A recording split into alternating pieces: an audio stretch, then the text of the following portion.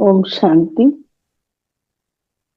ಬಾಬರವರು ಹೇಳ್ತಾರೆ, ಈ ಪುರುಷೋತ್ತಮ ಸಂಗಮ ಯುಗದಲ್ಲಿಯೇ ಉತ್ತಮಕ್ಕಿಂತ ಉತ್ತಮ ಪುರುಷರಾಗುತ್ತೀರಿ. ಅಂದ್ರೆ ದೇವತೆಗಳಿಗಿಂತ ಪರಮ ಆತ್ಮ ಅವರ ಸಂಬಂಧದಲ್ಲಿ ಬಂದಿದ್ದೀವಿ. ಉತ್ತಮ ಅಂದ್ರೆ ದೇವತೆಗಳು ಅವರ ಸಂಘದಲ್ಲಿ ಇದ್ವಿ. ಪುರುಷರಲ್ಲಿ ಉತ್ತಮರು ದೇವಾತ್ಮಗಳು, ಆದರೆ ಅವರಿಗಿಂತ ಉತ್ತಮರು ಪರಮಾತ್ಮ ಸಂಘದಲ್ಲಿರುವಂತಹ ಆತ್ಮರು. ಅದರಿಂದ ಬಾಬಾ ಹೇಳ್ತಾರೆ, ಈ ಸಂಗಮ ಯುಗವೇ ಉತ್ತಮಕ್ಕಿಂತ ಉತ್ತಮ ಪುರುಷರಾಗಿ ನೀವುಗಳು ಬದುಕುವಂತ ಸಮಯ.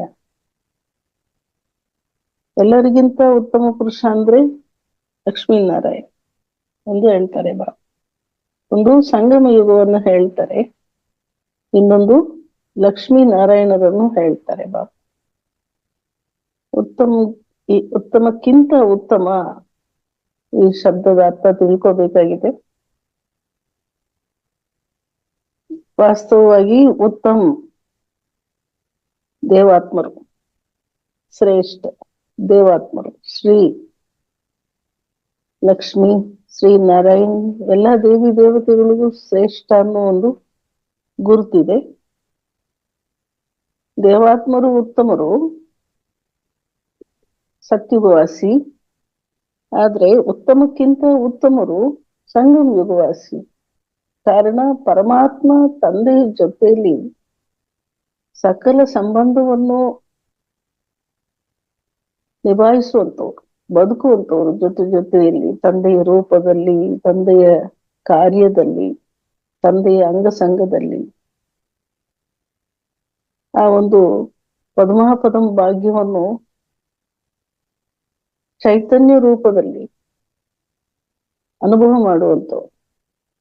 ತ್ರಿಕಾಲ, ತ್ರಿಲೋಕ, ತ್ರಿಮೂರ್ತಿ, ಸಕಲ ಜ್ಞಾನ ಸ್ವರೂಪಿಯಾಗಿರುವಂಥವ್ರು.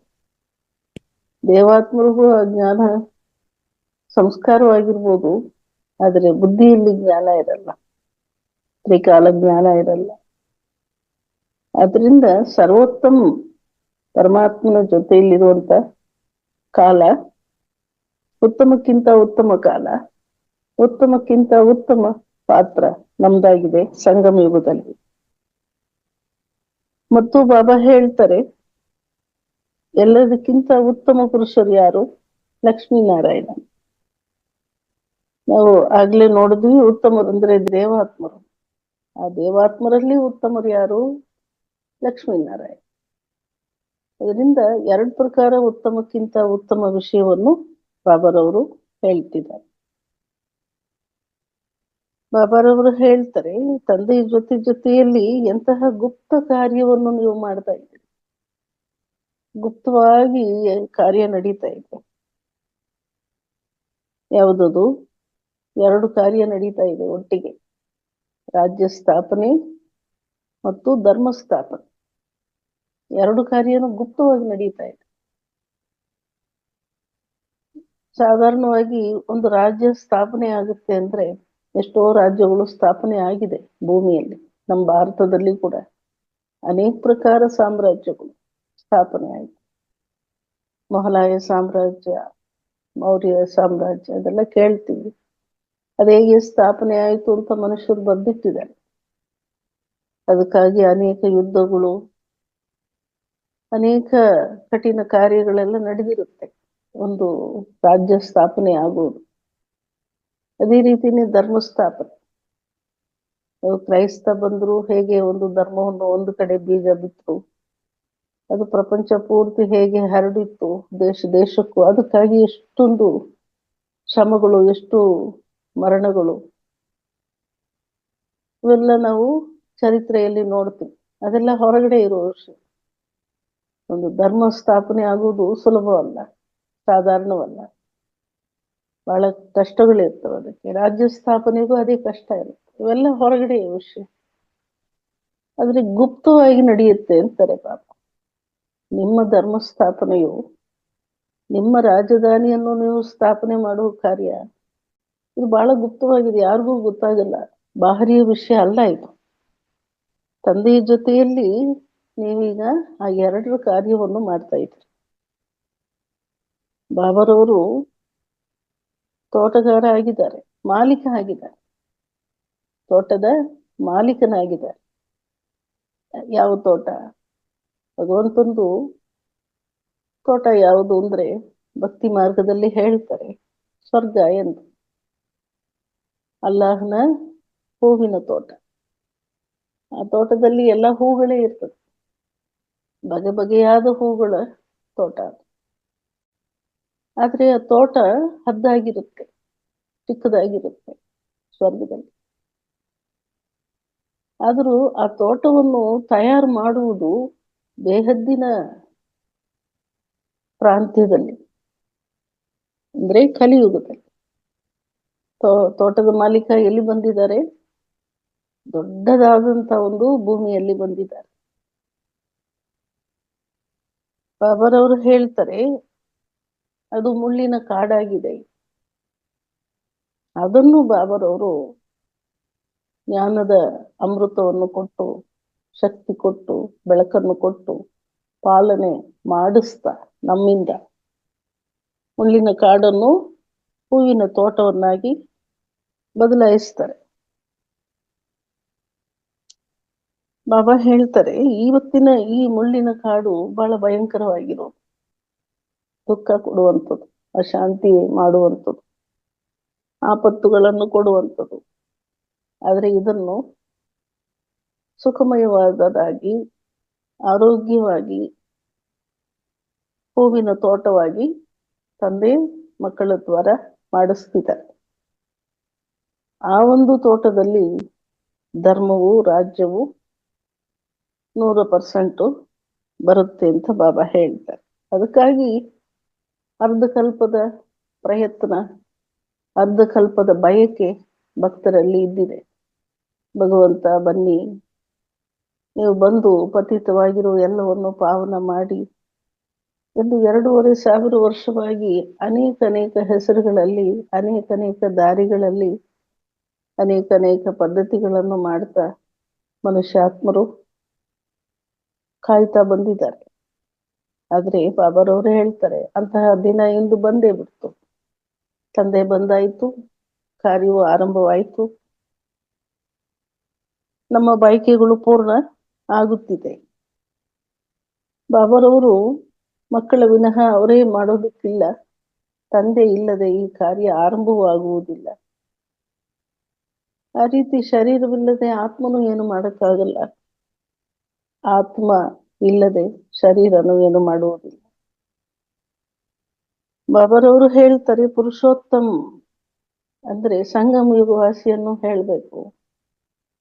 ಇಡೀ ನಾಟಕ ಸಮಯ ಏನಿದೆಯೋ ಅದರಲ್ಲಿ ಪುರುಷರು ಉತ್ತಮ ಪುರುಷ ಅಂತ ಹೇಳ್ಬೇಕಾದ್ರೆ ಅವ್ರು ಸಂಗಮ ಯುಗವಾಸಿ. ಇಲ್ಲೇ ಅವರು ಅತಿ ಉತ್ತಮ ಪಾತ್ರ ಮಾಡ್ತಿದ್ದಾರೆ. ಆತ್ಮ ಮಾಡ್ತಾ ಇದೆ ತಂದೆಯ ಆಜ್ಞೆ ಪರವಾಗಿ, ತಂದೆಯ ಜೊತೆಯಲ್ಲಿ. ಈ ಉತ್ತಮ ಇವರು. ನಾಳೆ ಬರುವಂತ ಸತ್ಯುಗವು ಪುರುಷೋತ್ತಮರೇ ಇರು.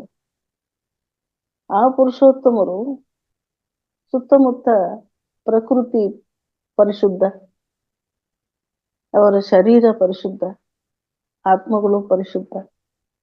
ಅಂತಹ ಜಗತ್ತಿನ ಪುರುಷ ಉತ್ತಮರು. ಕಲೆಗಳಲ್ಲಿ, ಗುಣಗಳಲ್ಲಿ ದೇಹಿ ಅಭಿಮಾನಿಯಾಗಿ ಅವರು ಕೂಡ ಇರ್ತಾರೆ. ಅದರಿಂದ 2 ಪ್ರಕಾರದ ಪುರುಷೋತ್ತಮ ಅನ್ನುವ ಒಂದು ಲಿಸ್ಟು ಈ ನಾಟಕದಲ್ಲಿ ಇದೆ ಎಂದು ಬಾಬರವರು ಹೇಳ್ತಾರೆ. ಬಾಬರವರು ಹೇಳ್ತಾರೆ ಭಾರತಕ್ಕೆ ಬಹಳ ದೊಡ್ಡ ಮಹಿಮೆ ಇದೆ, ಬಹಳ ದೊಡ್ಡ ಮಹಿಮೆ ಅಂತಾರೆ ಬಾಬಾ. ಪರಮಾತ್ಮನ ಅವತರಿತ ಭೂಮಿ ಇದು. 33 ಕೋಟಿ ದೇವತೆಗಳು ಬಾಳಿ ಬದುಕಿದ ಭೂಮಿ ಇದು. ಸ್ವರ್ಗ ವೈಕುಂಠವಾಗಿದ್ದ ಭೂಮಿ ಇದು. ಅವಿನಾಶಿ ಖಂಡ ಆಗಿದೆ ಇದು. ಇದರಲ್ಲಿಯೇ ಈ ಒಂದು ಬೀಜ ನೆಡಲಾಗುತ್ತೆ. ನಾಟಕದ ಅನಾದಿ ನಾಟಕದ ಬೀಜ ಕೂಡ ಈ ಭಾರತದಲ್ಲೇ ಬಿತ್ತಲಾಗಿತ್ತು. ಪ್ರತಿ ಕಲ್ಪದಲ್ಲೂ ಮತ್ತೆ ಮತ್ತೆ ಕೂಡ ಅದು ಹಾಗೇನೆ ಮುಂದುವರಿಯುತ್ತೆ. ಬಹಳ ದೊಡ್ಡ ತೀರ್ಥಸ್ಥಾನ ಅಥವಾ ಒಂದೇ ಒಂದು ತೀರ್ಥಸ್ಥಾನ ಎಂದು ಭಾರತಕ್ಕೆ ಹೇಳ್ಬೋದು. ಇಲ್ಲಿಂದಲೇ ಸಕಲ ಆತ್ಮರಿಗೂ ಕಲ್ಯಾಣ ಆಗುತ್ತೆ ಪ್ರತಿ ಕಲ್ಪದಲ್ಲೂ. ಇಲ್ಲಿ ಬಂದು ತಂದೆ ಮಾಡುವ ಕಾರ್ಯದ ಒಂದು ಫಲ. ಉಳಿದ ಎಲ್ಲಾ ಧರ್ಮಾತ್ಮರು ಮಹಾತ್ಮರು ಯಾರೆಲ್ಲ ಪಾತ್ರ ಮಾಡ್ತಾರೋ ಅವರೆಲ್ರಿಗೂ ಕೂಡ ಅದಕ್ಕಾದ ಒಂದು ನಿಧಿ ಈ ಭಾರತ ತೀರ್ಥ ಸ್ಥಾನದಲ್ಲೇ ಸಿಗುತ್ತೆ ಎಲ್ರಿಗೂ ಕೂಡ. ಪುರಾತನ ದೇಶ, ತಾಯಿ ಭೂಮಿ, ತಂದೆ ಭೂಮಿ ಈ ಭಾರತವೇ ಆಗಿದೆ. ಅದರಿಂದ ಬಾಬರವರು ಹೇಳ್ತಾರೆ ಈ ಭಾರತಕ್ಕೆ ಬಹಳ ದೊಡ್ಡ ಮಹಿಮೆ ಇದೆ ಅಂತ. ಆದರೂ ಅಂತಹ ಮಹಿಮೆ ಇದ್ದ ಭಾರತವನ್ನು ಆಳಿದ ದೇವಾತ್ಮರು ಅದೇ ಭಾರತದಲ್ಲಿ ಈಗಲೂ ಇರ್ಬೋದು ಮತ್ತು ಅದೇ ಭಾರತವಾಸಿಗಳು ಈ ಭೂಮಿಯಲ್ಲಿ ಇರ್ಬೋದು. ಆದ್ರೆ ಅದರ ಮಹಿಮೆಯನ್ನು ಮರ್ತೋಗ್ಬಿಟ್ಟಿದ್ದಾರೆ. ಈಗ ಬಾಳಿ ಬದುಕಿದವರೇ ಮರ್ತೋಗ್ಬಿಟ್ಟಿದ್ದಾರೆ. ಬಾಬರವರು ಹೇಳ್ತಾರೆ ಈ ಪ್ರಪಂಚದಲ್ಲಿ ಯಾರಾದರೂ ಶರೀರ ಬಿಟ್ರೆ ಅವರು ಸ್ವರ್ಗವಾಸಿ ಆದ್ರು ಅಂತ ಹೇಳ್ತಾರೆ. ಆದ್ರೆ ಸ್ವರ್ಗ ಅನ್ನೋದು ಏನು ಅನ್ನೋದು ಗೊತ್ತಿಲ್ಲ.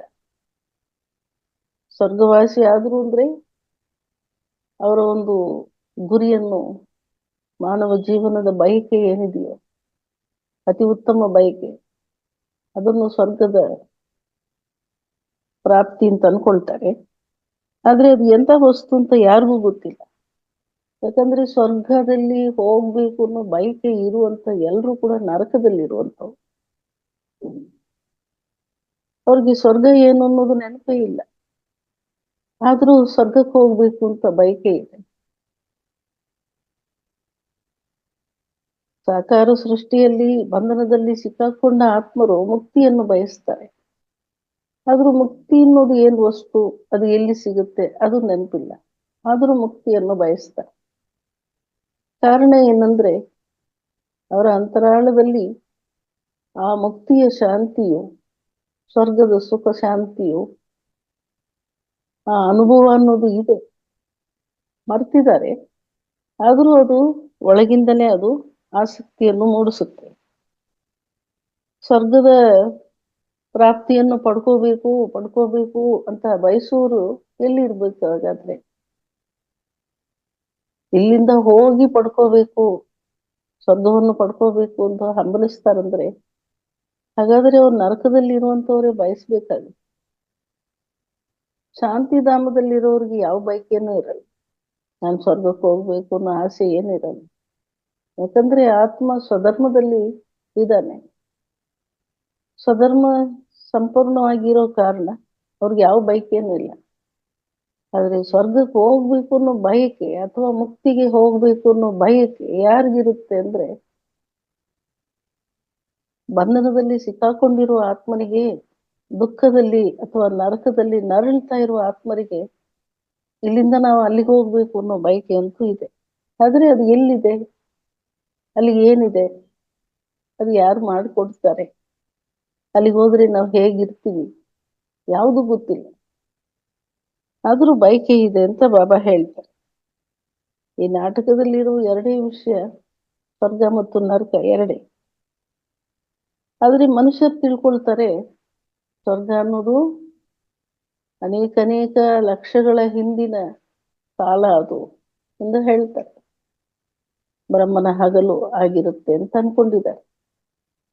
ಆದ್ರೆ ಬ್ರಹ್ಮನ ಹಗಲಿನ ಕಾಲವನ್ನು ಅವರು ಬಹಳ ಉದ್ದವಾಗಿ ತಗೊಂಡೋಗಿದ್ದಾರೆ. ಅನೇಕ ಕೋಟಿ ಕಲ್ಪಗಳು ಹಾಗೆ ಅನ್ಕೊಂಡಿದ್ದಾರೆ. ಮನ್ವಂತರಗಳ ಬಗ್ಗೆ ಎಲ್ಲ ಹೇಳ್ತಾರೆ ಮನುಷ್ಯರು.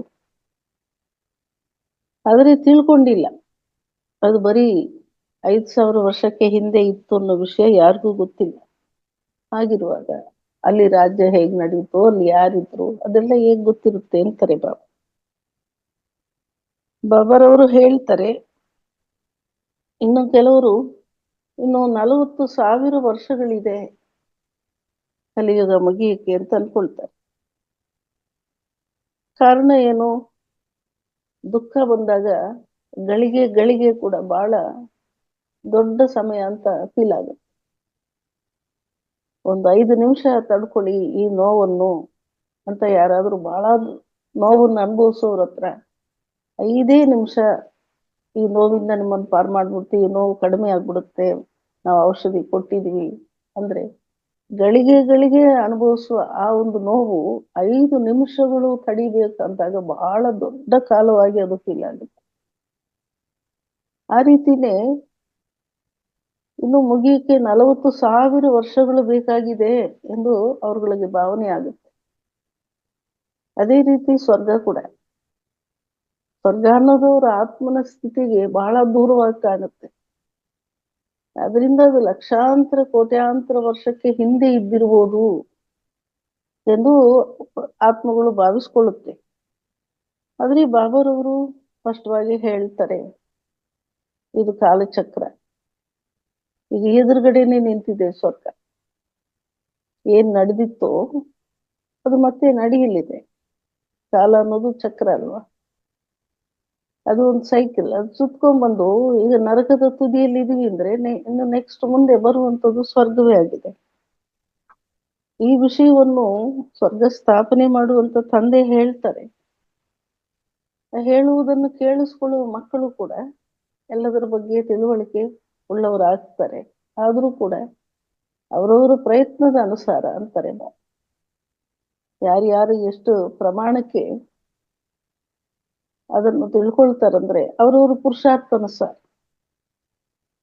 ಜ್ಞಾನ ಪಡ್ಕೊಳ್ಳುವ ಅನುಸಾರ, ಚಿಂತನೆ ಮಾಡುವ ಅನುಸಾರ, ಇವೆಲ್ಲ ಪುರುಷಾರ್ಥಗಳು.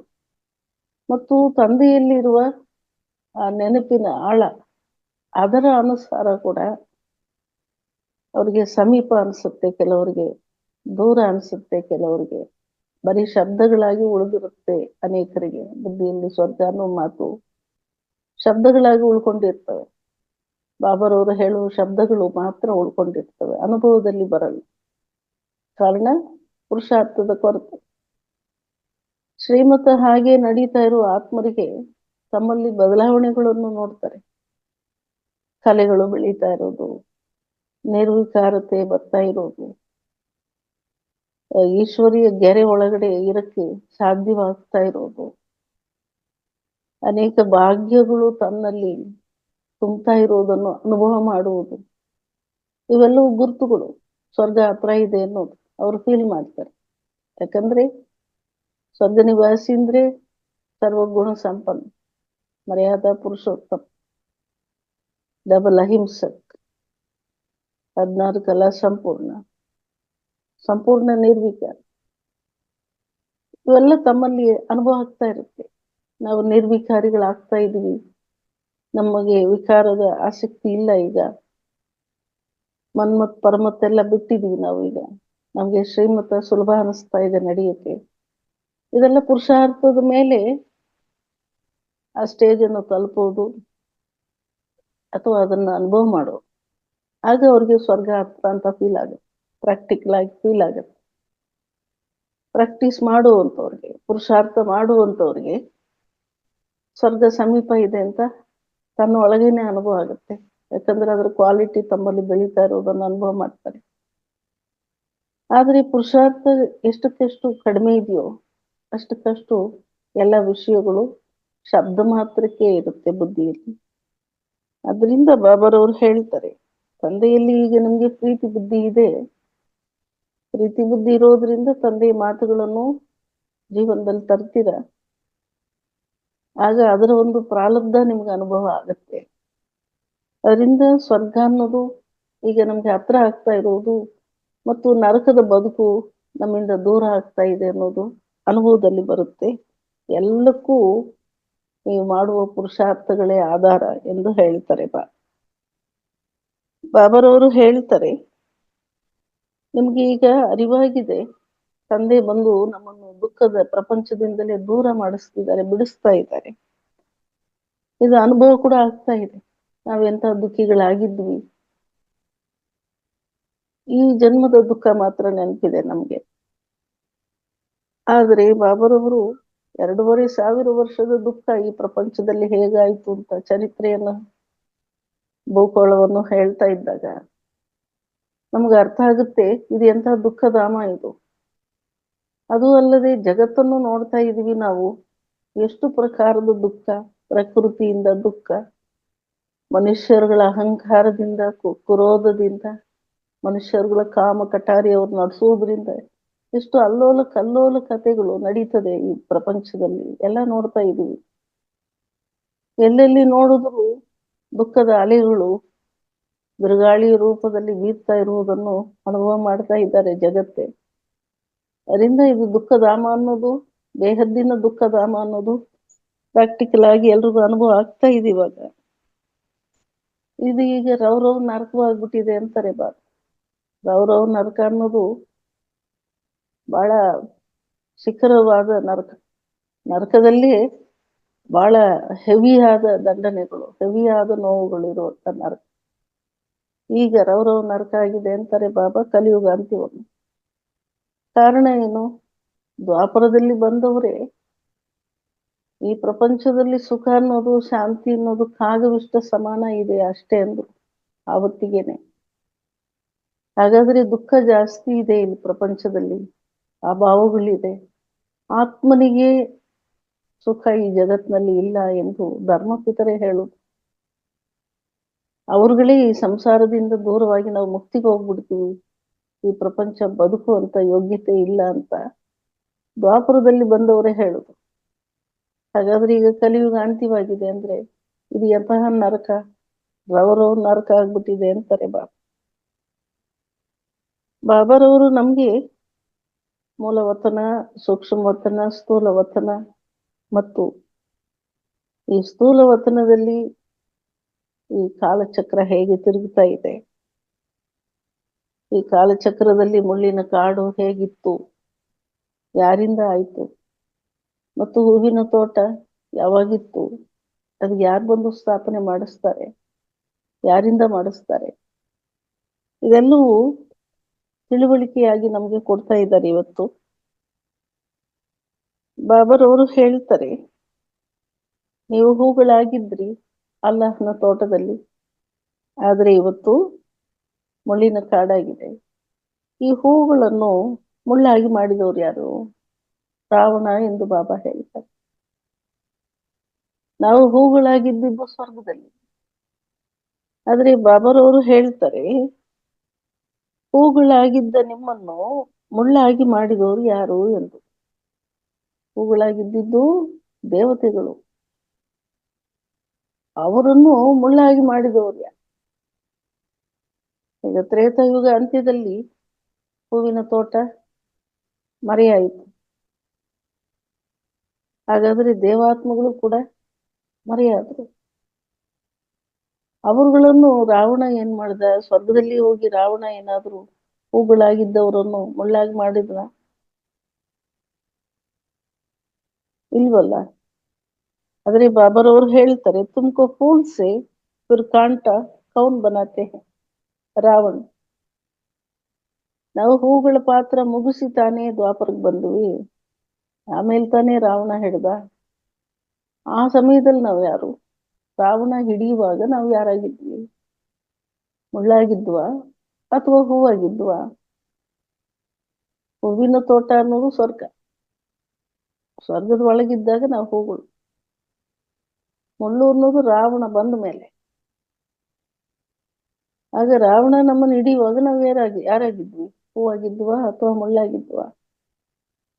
8 ಕಲೆಗಳಿತ್ತು ಆವತ್ತಿಗೂ ಕೂಡ ನಮಗೆ. ಪರಮಾತ್ಮ ತಂದೆಯಿಂದ ಪಡ್ಕೊಂಡ ದಿವ್ಯ ಕಲೆಗಳವೆಲ್ಲ. ಆ ಕಲೆಗಳು ಕೂಡ 8 ಇತ್ತು ಆ ಸಮಯದಲ್ಲಿ ಅಂತಾರೆ. 8 ಅಂದ್ರೆ ಅರ್ಧಕ್ಕಿತ್ತು. ಆ ಸಂದರ್ಭದಲ್ಲಿ ಕೂಡ ನಮ್ಮಲ್ಲಿ ಸತ್ವ ಪ್ರಧಾನದ ಭಕ್ತಿಯನ್ನು ಆರಂಭ ಮಾಡುವಂತ ತಾಕತ್ತಿದ್ದಿದೆ ನಮಗೆ. ಅವ್ಯಭಚಾರ ಭಕ್ತಿಯನ್ನು ಆರಂಭಿಸುವ ತಾಕತ್ತು ಅಥವಾ ಸತ್ವ ಪ್ರಧಾನ ಭಕ್ತಿಯನ್ನು ಕೊಂಡಾಡುವ ತಾಕತ್ತಿದ್ದ ಆತ್ಮರು ನಾವು ದ್ವಾಪರ ಆದಿಯಲ್ಲಿ ಕೂಡ. ಮತ್ತೆ ದ್ವಾಪರ ಯುಗ ಪೂರ್ತಿ ಕೂಡ ನಾವು ದೊಡ್ಡದಾಗದ ದುಃಖವನ್ನು ಅನುಭವಿಸ್ಲಿಲ್ಲ. ಅಂತಹ ಬಲ ಇದ್ದಿದೆ ನಮ್ಗೆ ಯಾವಾಗಲೂ ಕೂಡ. ನಾವು ತೀರಾ ಏನ್ ಬಿಕಾರಿ ಆಗಿಲ್ಲ. ಬಿಲಿಯನರ್ ಆಗಿದ್ದಿರ್ಬೋದು ಸತ್ಯುಗದಲ್ಲಿ, ಕೋಟ್ಯಾಧೀಶ್ವರ ಆಗಿರ್ಬೋದು ತ್ರೇತಾದಲ್ಲಿ, ಲಕ್ಷಾಧಿಪತಿಗಳಾಗಿದ್ದಿರ್ತೀವಲ್ಲ ದ್ವಾಪರದಲ್ಲಿ. ನಾವೇನ್ ಬಡವರು ಬಿಕಾರಿಗಳಿಲ್ವಲ್ಲ. ಆದ್ರೆ ಆ ಲಕ್ಷಾಧಿಪತಿಯನ್ನು ದೇಹ ಅಭಿಮಾನ ಬಂದ ಕಾರಣದಿಂದ ರಾವಣ ಹಿಡಿದು ಇವತ್ತು ನಮ್ಮನ್ನು ಸಂಪೂರ್ಣ ಬಿಕಾರಿ ಮಾಡಿ, ಭಿಕ್ಷಕರನ್ನಾಗಿ ಮಾಡಿ, ಎಲ್ಲವನ್ನೂ ಕಳ್ಕೊಂಡ ನಿರಾಯುಧ ಪ್ರಾಣಿಗಳಾಗಿ, ಬಲಹೀನರಾಗಿ, ಗುಣಹೀನರಾಗಿ, ಅಜ್ಞಾನಿಗಳಾಗಿ, ಅಂಧಕಾರದಲ್ಲಿ ದುಃಖ ಶಾಂತಿಯ ಜೈಲಿನಲ್ಲಿ ಕೂಡಾಕಿದ್ದಾನೆ. ಇವತ್ತು ನಮ್ಮನ್ನೇ ವಿಕಾರಿಗಳನ್ನಾಗಿ ಮಾಡಿ, ಪತಿತರನ್ನಾಗಿ ಮಾಡಿ, ಅಸುರರನ್ನಾಗಿ ಮಾಡಿ, ನಮ್ಮ ಆದಿ ಸ್ವರೂಪವನ್ನು ಸಂಪೂರ್ಣವಾಗಿ ಬದಲಾಯಿಸ್ಬಿಟ್ಟಿದ್ದಾನೆ. ಮುಳ್ಳುಗಳನ್ನಾಗಿ ಮಾಡಿಬಿಟ್ಟಿದ್ದಾನೆ. ಅದರಿಂದ ಬಾಬಾ ಹೇಳ್ತಾರೆ, ಆ ಹೂಗಳಾಗಿದ್ದವರನ್ನು ಮತ್ತೆ ಮುಳ್ಳು ಮಾಡಿದವರು ಯಾರು? ಈ ಪಂಚವಿಕಾರಗಳು ಎಂದು ಬಾಬಾ ಹೇಳ್ತಾರೆ. ನಿಮ್ಗೆ ಈಗ ಅರಿವು ಆಗ್ತಾ ಇದೆ, ನಾವೇ ಒಂದು ಕಾಲದಲ್ಲಿ ಅಲ್ಲಾಹನ ಹೂ ತೋಟದ ಹೂಗಳಾಗಿದ್ವಿ. ಈಗ ರಾವಣ ರಾಜ್ಯದ ಈ ವನದಲ್ಲಿ ಮುಳ್ಳುಗಳಾಗಿದ್ದೀವಿ. ಈ ಎರಡು ನಿಮಗ್ ಮಾತ್ರ ಗೊತ್ತಾಗುತ್ತೆ, ನಿಮಗ್ ಮಾತ್ರ ಚಿಂತನೆ ಮಾಡಕ್ ಬರುತ್ತೆ. ಕಾರಣ ಏನು? ಬೇರೆ ಯಾರಿಗೂ ಕೂಡ ಈ ಎರಡು ಪಾತ್ರ ಇಲ್ಲ. ಮಕ್ಕಳಾದ ನಿಮ್ಮ ಬಿಟ್ಟು ಉಳಿದ ಆತ್ಮರು ಯಾರಿಗೂ ಈ ಎರಡು ಪಾತ್ರ ಇಲ್ಲ. ಅವರು ಮುಕ್ತಿಧಾಮದಲ್ಲಿ ಇರ್ತಾರೆ, ಸೀದಾ ನರಕಕ್ಕೆ ಬರ್ತಾರೆ. ಆದ್ರೆ ನಾವು ಹೂವಿನ ತೋಟದಲ್ಲಿ ಇದ್ದವರು ಮುಳ್ಳಿನ ಕಾಡನ್ನೂ ಪೂರ್ತಿ ಅನುಭವ ಮಾಡಿದ್ವಿ. ಹಾಗಾದ್ರೆ ಎರಡರ ಅನುಭವ ನೀವು ಆತ್ಮಗಳಲ್ಲಿ ಇರುತ್ತೆ. ಅದರಿಂದ ತಂದೆ ಹೇಳಿದಾಗ ನಿಮ್ಗೆ ಅದು ಕೂತ್ಕೊಳ್ಳುತ್ತೆ. ಹೌದು, ಬೇರೆಯವ್ರಿಗೆ ಸಂಶಯನೇ ಇರುತ್ತೆ, ಆದ್ರೆ ನಮ್ಗೆ ನಿಶ್ಚಯ ಇದೆ. ಅದರಲ್ಲಿ ಇದ್ದು ಎರಡು ಪ್ರಕಾರದನ್ನು ಅನುಭವ ಮಾಡಿದ್ವಿ ನಾವು. ಅದರಿಂದ ಬಾಬಾ ಹೇಳ್ತಾರೆ, ನೀವು ಮಕ್ಕಳು ಇವತ್ತು ತಿಳ್ಕೊಂಡಿದ್ರಿ, ಈ ಭಾರತವೇ ಹೂಗಳ ತೋಟವಾಗಿತ್ತು, ಈಗ ಕಾಡಾಗಿದೆ ಭಾರತ ಅನ್ನೋದು ಮಕ್ಕಳು ನೀವೀಗ ತಿಳ್ಕೊಂಡಿದ್ದೀರ. ಸಾಧಾರಣವಾಗಿ ಕಾಡಲ್ಲಿ ಏನಿರುತ್ತೆ? ಭಯಾನಕವಾದ ಪ್ರಾಣಿಗಳಿರ್ತವೆ, ಆಪತ್ತನ್ನು ಕೊಡುವಂತ, ಮಾರಣಾವಸ್ಥೆಯನ್ನು ಮಾಡುವಂತ ಪ್ರಾಣಿಗಳಿರ್ತವೆ ಕಾಡುಗಳಲ್ಲಿ. ಆದ್ರೆ ಇದು ಭಯಾನಕವಾದ ಕಾಡಾಗಿದೆ ಈ ಪ್ರಪಂಚ. ಅಂದ್ರೆ ಇಲ್ಲಿರೋ ಮನುಷ್ಯರೇ ಏನಾಗಿದ್ದಾರೆ? ಕಾಡಿನ ಪ್ರಾಣಿಗಳಿಗಿಂತ ಹೆಚ್ಚಾಗಿ ಆಪತ್ತುಗಳನ್ನು, ದುಃಖಗಳನ್ನು, ಅಶಾಂತಿಯನ್ನು ಬೀರುವಂತವರಾಗಿದ್ದಾರೆ. ಒಬ್ಬರಿಗೂ ಸಂಪೂರ್ಣ ಭಯಾನಕವಾದ ರೌರವ ನರಕ ಅಥವಾ ಬಹಳ ದಪ್ಪವಾದ ವಿಷಮುಳ್ಳುಗಳು ತುಂಬಿರುವಂತ ಕಾಡಾಗ್ಬಿಟ್ಟಿದೆ ಇವತ್ತಿನ ಪ್ರಪಂಚ ಅಂತಾರೆ ಬಾಬಾ. ಬಾಬರವರು ಹೇಳ್ತಾರೆ, ಕಾಡಿನ ಪ್ರಾಣಿಗಳೆಲ್ಲವೂ ಭಯಾನಕವಾಗಿರುತ್ತವೆ. ಆ ರೀತಿ ಮನುಷ್ಯರು ರೌರವ ನರಕದಲ್ಲಿರುವ ನಾವು ಎಲ್ಲ ಮನುಷ್ಯಾತ್ಮರು ಒಬ್ಬರಿಗೊಬ್ಬರನ್ನು ಹಾನಿಕರ ಮಾಡುವಂತ, ದುಃಖ ಕೊಡುವಂತ, ಹೆದರಿಸುವಂತ ಮನುಷ್ಯರಾಗಿದೆ. ಮನುಷ್ಯ ಕುಲಕ್ಕೆ ಮನುಷ್ಯರೇ ಹೆದರಿಸುವಂತವರಾಗಿದ್ದಾರೆ ಎಂದು.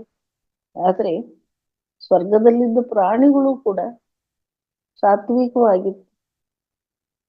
ಅಷ್ಟು ಪ್ರೇಮಿಯಿಂದ, ಸ್ನೇಹದಿಂದ ಅದು ಬೊಂಬೆಗಳ ತರದಲ್ಲಿ, ಹೇಗೆ ಬೊಂಬೆಗಳನ್ನು ಇಟ್ಕೊಂಡು ಮನುಷ್ಯ ಮಕ್ಕಳು ಆಟ ಆಡ್ತಾರೋ ಆ ರೀತಿ ಅದು ದೇವಾತ್ಮಗಳ ಜೊತೆಯಲ್ಲಿ ಆಟಾಡುವ ಬೊಂಬೆಗಳ ಸಮಾನ ಸಾತ್ವಿಕವಾಗಿ, ಸಂತೋಷ ಕೊಡುವಂಥದ್ದಾಗಿ, ಮನೋರಂಜನೆ ಮಾಡಿಸುವಂಥದ್ದಾಗಿ ಇರುತ್ತೆ ಎಂದು ಬಾಬಾ ಹೇಳ್ತಾರೆ.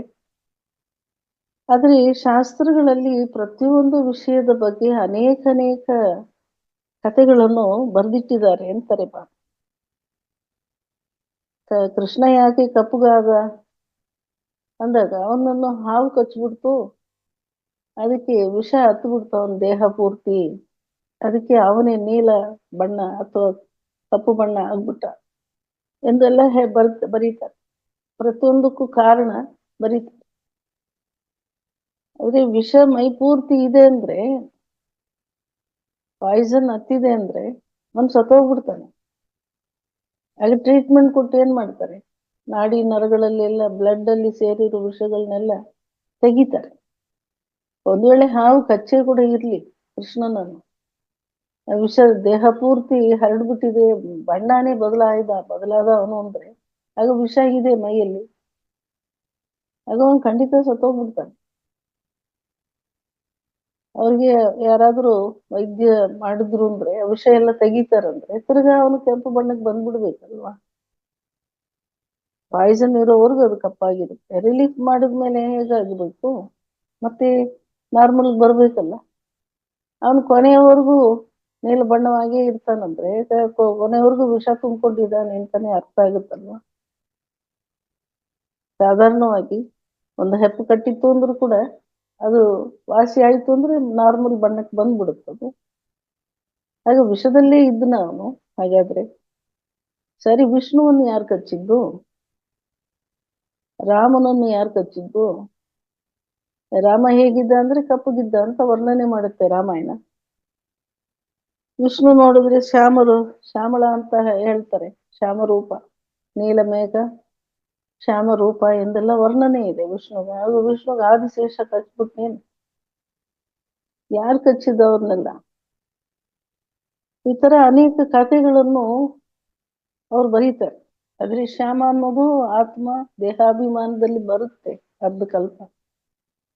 ಆ ವಿಷವನ್ನು ತೆಗೆಸ್ತಾರೆ ಬಾಬಾ ಸಂಗಮ ಯುಗದಲ್ಲಿ. ಕೃಷ್ಣ ಮತ್ತು ಕೃಷ್ಣನ ಜೊತೆಗಾರ ಎಲ್ರಿಗೂ 5 ವಿಕಾರಗಳೆಂಬ ಹಾವು ಕಚ್ಚಿದೆ, ವಿಷ ಹತ್ತಿದೆ. ಆ ವಿಷವನ್ನು ತೆಗೆಸ್ತಾರೆ ಬಾಬಾ ಸರ್ಜನ್. ಒಳಗಡೆ ತುಂಬಿಕೊಂಡಿದೆ ಸಂಸ್ಕಾರ ರೂಪದಲ್ಲಿ, ಸ್ವಭಾವ ರೂಪದಲ್ಲಿ. ಅದು ಬದಲಾಯಿಸ್ಬಿಟ್ಟಿದೆ ಮನಸ್ಸು ಬುದ್ಧಿ ಎಲ್ಲವನ್ನು. ಈಗ ಅದಕ್ಕೆಲ್ಲ ಔಷಧ ಕೊಟ್ಟು, ಜ್ಞಾನ ಅಮೃತ ಕೊಟ್ಟು, ಯೋಗದ ಶಾಖವನ್ನು ಕೊಟ್ಟು, ಶಕ್ತಿ ತುಂಬಿ ತಿರ್ಗಾ ಎಲ್ಲರನ್ನು ಕೂಡ ವಿಷಯ ವೈತರಣಿಯಿಂದಲೇ, ಆ ದಡದಿಂದಲೇ ದೂರ ಮಾಡ್ತಾರೆ. ಅಂತಹ ವೈದ್ಯ, ಭವರೋಗ ವೈದ್ಯ ಪರಮಾತ್ಮ. ಆದ್ರೆ ಮನುಷ್ಯರು ಹೇಳ್ತಾರೆ, ಇಂಥ ಕಥೆಗಳನ್ನೆಲ್ಲ ಬರೀತಾರೆ, ಅವನನ್ನು ಹಾವು ಕಚ್ಚಿಬಿಡ್ತು ಕಪ್ಪುಗಾರ. ಹಾಗೂ ಕಪ್ಪುಗಾಗಿರೋರ್ನೆಲ್ಲ ಬೇರೆ ಏನ್ ಕಚ್ಚಿತ್ತು ಹೇಳ್ಬೇಕಲ್ವಾ. ಮತ್ತು ಶ್ರೀಕೃಷ್ಣನನ್ನು ದ್ವಾಪರದಲ್ಲಿ ಕರ್ಕೊಂಡು ಹೋಗ್ತಾರೆ ಅಂತಾರೆ ಬಾ. ಕಾರಣ ಏನು? ದ್ವಾಪರದಲ್ಲಿ ಕರ್ಕೊಂಡು ಹೋಗ್ತಾರೆ.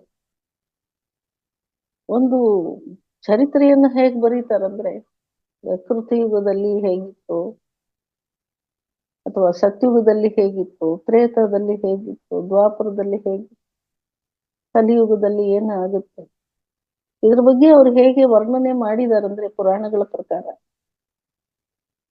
ಒಂದು ಕಾಲದಲ್ಲಿ ಸ್ವರ್ಗ ಅನ್ನೋದು ಬೇರೆ ಲೋಕ ಇತ್ತು, ನರಕ ಅನ್ನೋದು ಬೇರೆ ಲೋಕ ಇತ್ತು. ನರಕ ಲೋಕ ಬೇರೆ, ಸ್ವರ್ಗ ಲೋಕ ಬೇರೆ. ಅಥವಾ ಅಸುರರುಗಳು ಇರುವ ಲೋಕನೇ ಬೇರೆ, ದೇವತೆಗಳಿದ್ದ ಲೋಕನೇ ಬೇರೆ, ಹಾಗೆ ಬರುತ್ತೆ.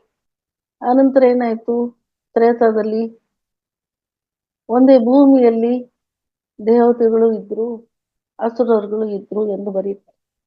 ತ್ರೇತಾದಲ್ಲಿ ಆಗ ನಡೀತು. ರಾಮನು ಇದ್ದ, ರಾವಣನು ಇದ್ದ ಭೂಮಿಯಲ್ಲಿ, ಅನೇಕ ರಾಕ್ಷಸರುಗಳು ಭೂಮಿಯಲ್ಲಿದ್ರು. ಕರಣಂತ ಎಷ್ಟೋ ಜನ ಇದ್ರಲ್ವ, ಅವ್ರನ್ನೆಲ್ಲ ರಾಮ ಬಂದು ಅದೇ ಭೂಮಿಯಲ್ಲಿದ್ದ ರಾವಣನನ್ನು, ಅಸುರರುಗಳನ್ನು ಕೊಂದಾಕ್ತಾನೆ. ಬೇರೆ ಬೇರೆ ಲೋಕವಾಸಿಗಳಾಗಿದ್ದವರು ಒಂದೇ ಭೂಮಿಯಲ್ಲಿ ಬಂದ್ರು ಅಂತ ತೋರಿಸ್ತಾರೆ. ಮತ್ತೆ ಇನ್ನೂ ಅನ್ಯಾಯವಾಗುತ್ತೆ ಪ್ರಪಂಚದ ವಿಷಯ. ಅದಕ್ಕೆ ದ್ವಾಪರದಲ್ಲಿ ಏನ್ ಮಾಡ್ತಾರೆ, ಒಂದೇ ಕುಟುಂಬದಲ್ಲಿ ಇದ್ರು ಅಂತ ಬರೀತಾರೆ. ಹಸಿರು ಗುಣ ಇರೋರು, ಒಂದು ಭಗವತ್ ಪ್ರೇಮ ಇರುವಂತವರು ಒಂದೇ ಕುಟುಂಬದ ದಾಯಾದಿಗಳಾಗಿ, ಅಣ್ಣ ತಮ್ಮಂದಿರಾಗಿ ಇರ್ತಾರೆ ಅಂತ ತೋರಿಸ್ತಾರೆ. ಅಂದ್ರೆ ಕ್ಲೋಸ್ ಆದ್ರು, ದೇವತೆಗಳು ಅಸುರರು ಕ್ಲೋಸ್ ಆದ್ರು.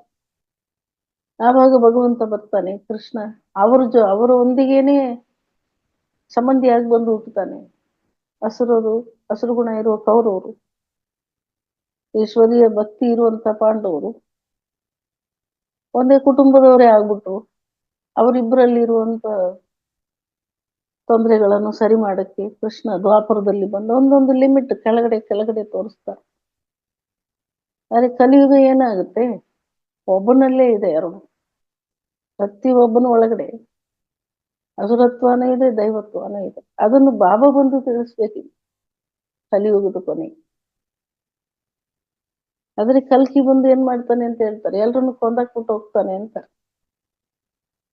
ಅದನ್ನೇ ಅಲ್ಲಿ ಕೃಷ್ಣನಿಗೂ ಏನ್ ತೋರಿಸ್ತಾರೆ, ಅವನ್ನೆಲ್ಲ ಕೊಂದು ಹಾಕು ಅಂತ ಹೇಳ್ತಾನೆ ಅಂತ.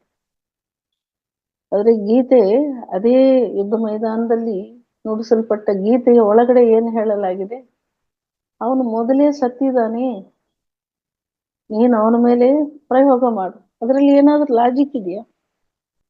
ಅವನ್ ಮೊದಲೇ ಸತ್ತಿದ್ದಾನೆ ಅಂತ ಹೇಳ್ತಾರೆ, ನೀನು ಅವನ ಮೇಲೆ ಬಾಣ ಬಿಡು ಅಂತಾನೆ ಹೇಳ್ತಾರೆ.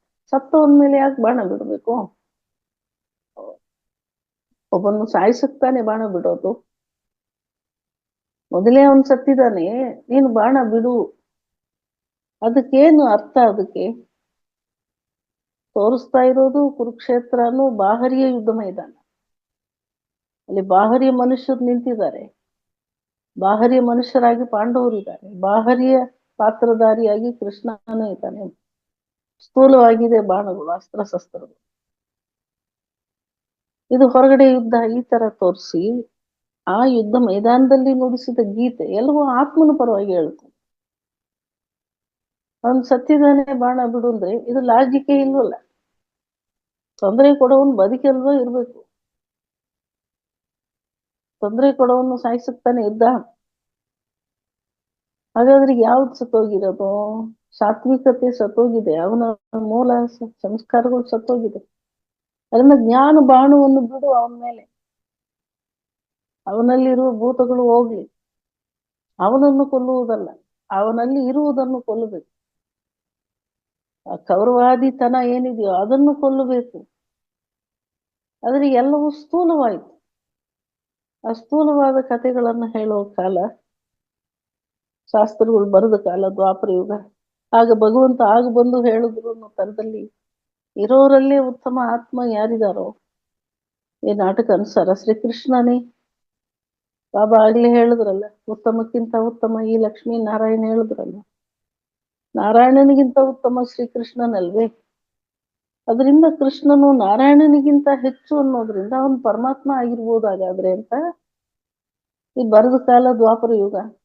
ಆಗ ಕೃಷ್ಣನು ಭಗವಂತ ಬರ್ತಾರೆ ಅಂದ್ರೆ ಇರೋರಲ್ಲಿ ಜೀವಾತ್ಮರಲ್ಲಿ ಅತಿ ಉತ್ತಮನಾದ ಶ್ರೀಕೃಷ್ಣನನ್ನು ಭಗವತ್ ಸ್ಥಾನದಲ್ಲಿ ಅವ್ರು ತರ್ತಾರೆ. ಆನಂತರ ಅನೇಕ ವಿಷಯಗಳನ್ನು ಅದನ್ನು ಊರ್ಜಿತ ಪಡಿಸೋಕ್ಕೋಸ್ಕರ ಮೇಲ್ಮೇಲಾಗಿ ಇನ್ನು ಬರೀತಾನೆ ಹೋಗ್ತಾರೆ. ಆದ್ರೆ ಬಾಬಾ ಹೇಳ್ತಾರೆ ಇವೆಲ್ಲ ಭಕ್ತಿ ಬೆಳೆಯಲಿಕ್ಕೆ ಬೇಕಾದ ವಿಷಯಗಳಿವೆಲ್ಲ. ಇದನ್ನಿಟ್ಟುಕೊಂಡು ಭಕ್ತಿ ಮುಂದುವರಿಯುತ್ತದೆ. ಕೃಷ್ಣ ಭಕ್ತಿ, ರಾಮ ಭಕ್ತಿ, ಯಾವುದೋ ಒಂದು ಆಧಾರ ಬೇಕು ಭಕ್ತಿಯನ್ನು ಬೆಳೆಸಲಿಕ್ಕೆ. ಆದ್ರೆ ಬಾಬಾ ಎಲ್ಲಾ ರಹಸ್ಯಗಳನ್ನು ಹೀಗೆ ಹೇಳ್ತಾರೆ, ಯಾಕಂದ್ರೆ ಜ್ಞಾನ ಸಾಗರ ಎಂದು ಹೇಳುವುದು ಪರಮಾತ್ಮ. ತ್ರಿಮೂರ್ತಿಗಳನ್ನು ಕೂಡ ಜ್ಞಾನ ಸಾಗರ ಎಂದು ಹೇಳುವುದಿಲ್ಲ. ಕಾರಣ ಏನು? ಅವರವರ ಚರಿತ್ರೆ ಇಲ್ಲೇ ಇದೆ, ಪುರಾಣಗಳಲ್ಲೇ ಇದೆ. ವಿಷ್ಣು ಹುಟ್ಟುವಾಗಲೇ ನಾನು ಯಾರು ಅಂತ ಯೋಚನೆ ಮಾಡ್ತಾ ಇರ್ತಾರೆ. ಬ್ರಹ್ಮ ಜನಿಸುವಾಗಲೇ ನಾನು ಯಾರು, ಎಲ್ಲಿದ್ದೀನಿ, ನೀವು ಯಾರು, ನಾನು ಯಾರು ಇದೆಲ್ಲ ಪ್ರಶ್ನೆ ಬರುತ್ತೆ ಅವ್ರಿಗೆ. ಆದ್ರೆ ಶಿವನಿಗೆ ಪ್ರಶ್ನೆ ಇದ್ದಂಗೆ ತೋರ್ಸಲ್ಲ ಅಲ್ಲಿ ಭಕ್ತಿ ಮಾರ್ಗದಲ್ಲಿ. ಹಾಗಾದ್ರೆ ಬಾಬಾರವರು ಹೇಳ್ತಾರೆ ಬ್ರಹ್ಮ ವಿಷ್ಣು ಶಂಕರಗೂ ಕೂಡ ಒಂದು ತ್ರಿಕಾಲ ಜ್ಞಾನ ಇರುವಂತ ಜ್ಞಾನ ಸಾಗರ ಅನ್ನೋದು ಹೇಳಕ್ ಆಗೋದಿಲ್ಲ. ಸದ್ಗತಿ ಎರಡು ಜಾಗದಲ್ಲಿದೆ ಮನುಷ್ಯ ಆತ್ಮರಿಗೆ. ನೆಲೆಯಾದ ಗತಿ, ಸದ್ಗತಿ ಅಂದ್ರೆ ಶಾಶ್ವತ ಗತಿ. ಶಾಶ್ವತವಾದ ಗತಿ ಎರಡು ಅಂತಾರೆ ಬಾಬಾ.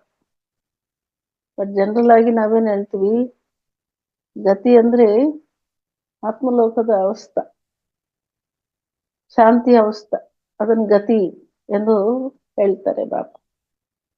ಮತ್ತು ಸ್ವರ್ಗದ 2,500 ವರ್ಷದ ಅನುಭವವನ್ನು ಸತ್ ಗತಿ ಎಂದು ಹೇಳ್ತಾರೆ. ಶಾಶ್ವತವಾದ ಗತಿ ಅದು. ನಮ್ಗೆ ನಿರಂತರವಾಗಿ ಅರ್ಧ ಕಲ್ಪ ನಿರಂತರವಾಗಿ ನಾವಿದ್ವಿ, ಶಾಶ್ವತವಾಗಿದ್ವಿ, ಅಖಂಡವಾಗಿದ್ವಿ.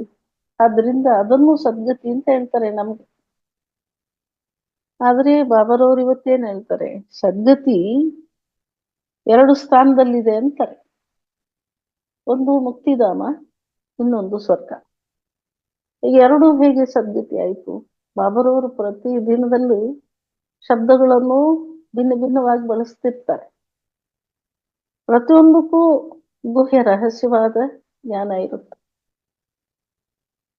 ಈಗ ನಾವು ಬೇಹದ್ದಾಗಿ ಕಾಲದಲ್ಲಿ ಬದುಕಿದ್ದು, ಸುಖ ಶಾಂತಿಯಾಗಿ ಬದುಕಿದ್ದು ಸ್ವರ್ಗದಲ್ಲಿ. ಅದರಿಂದ ಅದು ನಮ್ಗೆ ಸದ್ಗತಿ. ನಮ್ಮವರೆಗೂ ಅದು ಸದ್ಗತಿ. ಶಾಶ್ವತ ಅಂತ ಹೇಳೋದು, ಅಖಂಡ ಅಂತ ಹೇಳೋದು ಸತ್ ಎಂದು ಹೇಳ್ತೀವಿ, ಮತ್ತು ಸತ್ಯ ಅಂತಾನು ಹೇಳ್ತೀವಿ. ಸತ್ ಅಂದ್ರೆ ಸತ್ಯ, ಸತ್ತಂದ್ರೆ ಶಾಶ್ವತ. ಇಲ್ಲಿ ಬದಲಾವಣೆನೇ ಇರುವುದಿಲ್ಲ ಸ್ವರ್ಗದಲ್ಲಿ. ಸುಖ ಶಾಂತಿಯ ಬದಲಾವಣೆಗಳಾಗುವುದೇ ಇಲ್ಲ.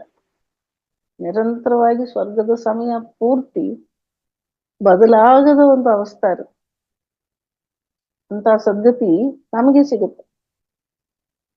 ಉಳಿದವ್ರಿಗೆಲ್ಲ ನಿರಂತರವಾದ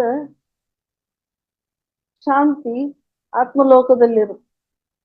ಅದು ಕೂಡ ಅಲ್ಲಿ ಬದಲಾಗುವುದಿಲ್ಲ. ಸ್ವಲ್ಪ ಸಮಯ ಆತ್ಮ ಶಾಂತವಾಗಿದ್ದೆ, ಸ್ವಲ್ಪ ಸಮಯ ಆತ್ಮ ಅಶಾಂತಿ ಆದೆ, ಸ್ವಲ್ಪ ಸಮಯದಲ್ಲಿ ನಾನು ಆತ್ಮರೂಪದಲ್ಲಿದ್ದೆ, ಆ ನಂತರ ಶರೀರ ರೂಪಕ್ಕೆ ಬಂದೆ. ಆ ರೀತಿ ಏನಿಲ್ಲ. ಅದು ಕೂಡ ಶಾಶ್ವತವಾಗಿ ಆ ಅವಸ್ಥೆ ಇರುತ್ತೆ. ಅದು ಸತ್ಯವಾದ ಅವಸ್ಥಾನೆ. ಅದು ಕೂಡ ಆತ್ಮನ ರಿಯಲ್ ಅವಸ್ಥಾನೆ. ಅದರಿಂದ ಎರಡು ಕೂಡ ಸದ್ಗತಿ. ಎರಡು ವಸ್ತು ಇದೆ, ಎರಡು ಸ್ಥಾನ ಇದೆ ಎಂದು ಬಾಬಾ ಹೇಳ್ತಾರೆ. ಒಂದು ಸ್ಥಾನ ಮುಕ್ತಿಧಾಮ್, ಇನ್ನೊಂದು ಸ್ಥಾನ ಜೀವನ್ ಮುಕ್ತಿಧಾಮ್. ಎರಡೂ ಕೂಡ ಸತ್ ಗತಿ ಎಂದು ಹೇಳ್ತಾರೆ. ಯಾರಿಗೆ ಸದ್ಗತಿ ಯಾವುದು ಅದನ್ನು ತಿಳ್ಕೊಬೇಕಾಗಿದೆ. ನಾವು ನಿರಂತರವಾಗಿ ಅಖಂಡವಾಗಿ ಮುಕ್ತಿಧಾಮದಲ್ಲಿ ಇರೋರಲ್ಲ. ನಮ್ಮ ಪಾಲಿಗೆ ಸದ್ಗತಿ ಸ್ವರ್ಗದ ಬದುಕು. ಆದ್ರೆ ಉಳಿದ ಆತ್ಮಗಳ ಸದ್ಗತಿ ಅಖಂಡವಾಗಿ ರಿಯಲ್ ಅವಸ್ಥೆ ಇರುವಂಥದ್ದು ಆತ್ಮಲೋಕದಲ್ಲಿ. ಅದರಿಂದ ಅವರವರ ಆಸ್ತಿ ಅವರವ್ರಿಗೆ ಸಿಗುತ್ತೆ. ಆದ್ರಿಂದ ಸದ್ಗತಿ ಎರಡು ಪ್ರಕಾರ ಅಂತ ಬಾಬರವರು ಹೇಳ್ತಾರೆ. ಬಾಬರವರು ಹೇಳ್ತಾರೆ, ದೇವಿ ದೇವತಾ ಸನಾತನ ಧರ್ಮವನ್ನು ನಾನು ಬಂದು ಸ್ಥಾಪನೆ ಮಾಡ್ತೀನಿ, ಬೇರೆ ಯಾರು ಇದನ್ನು ಸ್ಥಾಪನೆ ಮಾಡಕ್ ಆಗಲ್ಲ.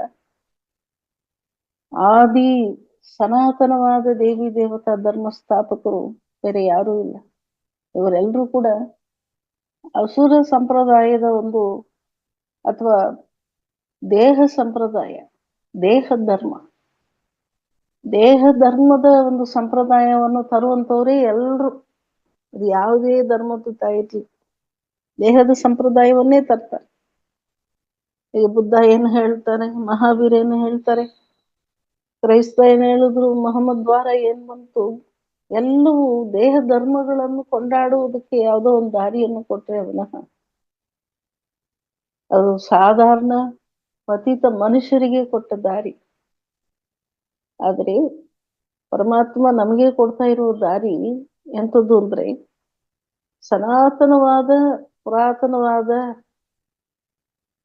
ಪ್ರತ್ಯೇಕವಾದ, ಆದಿಯಲ್ಲಿಂದ ಬಂದ ದೇವಿ ದೇವತೆಗಳಿಗಾದ ಧರ್ಮವನ್ನು,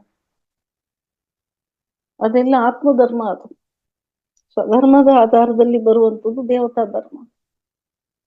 ದೇಹ ಧರ್ಮದಲ್ಲಿ ಬರುವಂತ ಧರ್ಮಗಳು ಪರಧರ್ಮ. ಅದು ಜೀವಾತ್ಮಗಳಿಂದ ಸಿಗುತ್ತೆ ಈ ಪ್ರಪಂಚಕ್ಕೆ. ಆದ್ರೆ ಒಬ್ಬ ಪರಮಾತ್ಮ ಮಾತ್ರವೇ